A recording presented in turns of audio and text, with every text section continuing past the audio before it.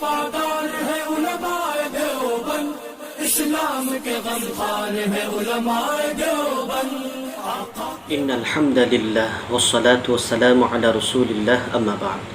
সম্মানিত দর্শক মণ্ডলী, অনেকেই প্রশ্ন করে থাকেন যে সাহাবায়ে কেরামের নাম ব্যতীত অন্যান্য কোনো মুমিন মুসলিমদের নামের সাথে রাদিয়াল্লাহু তাআলা আনহু বলা যাবে কিনা। এর উত্তর হচ্ছে, প্রথমত সাহাবীগণ ব্যতীত অন্যান্য তাবেঈ, ইমামগণ, উলামায়ে কেরাম এবং মুমিন মুসলমানদের ক্ষেত্রেও রাদিয়াল্লাহু তাআলা আনহু বলা যাবে, এতে কোনো অসুবিধা নেই। এর দলিল রয়েছে পবিত্র কুরআনুল কারীমের সূরাতুত তাওবার 100 নং আয়াতে। আল্লাহ তাআলা বলেন, ওয়াস-সাবিকুনাল আউয়ালুনা মিনাল মুহাজিরিনা ওয়াল আনসার ওয়াল্লাযীনা ইত্তাবাউহুম বিইহসানিন রাদিয়াল্লাহু আনহুম ওয়া রাদু আন।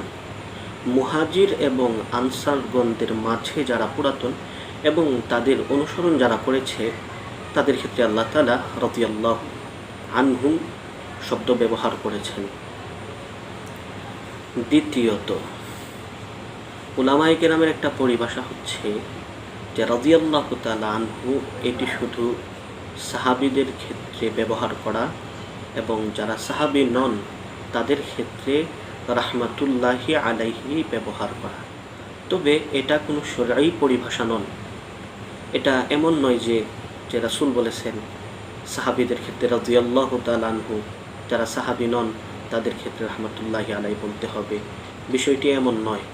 এটি হচ্ছে উলামায়ে কেরামের একটা পরিভাষা, যাতে করে যিনি সাহাবী এবং যিনি সাহাবী নন উভয়ের মাঝে একটি পার্থক্য করা যায়।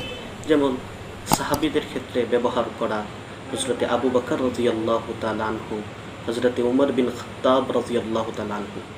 এখন যদি কোনো ব্যক্তি বলে ওঠে যে হযরতে উমর বিন আব্দুল আজিজ রাদিয়াল্লাহু তাআলা আনহু, তাহলে অনেক শ্রোতাই মনে করবে তিনি একজন সাহাবী, অথচ উমর বিন আব্দুল আজিজ রাহমাতুল্লাহি আলাইহি তিনি কোনো সাহাবী নন, তিনি হচ্ছেন একজন তাবেঈ। এই জন্যই শেখ উসাইমিন রাহিমাহুল্লাহু তাআলা বলেন যে উত্তম হচ্ছে উলামায়ে কেরামের পরিভাষাটাকেই গ্রহণ করা, যাতে করে যিনি সাহাবী এবং যিনি সাহাবী নন উভয়ের মাঝে একটা পার্থক্য সৃষ্টি করা যায়। इस्लाम के गमखान है उलमाए देवबंद, आका के वफादार है उलमाए देवबंद, इस्लाम के गमखान है उलमाए देवबंद।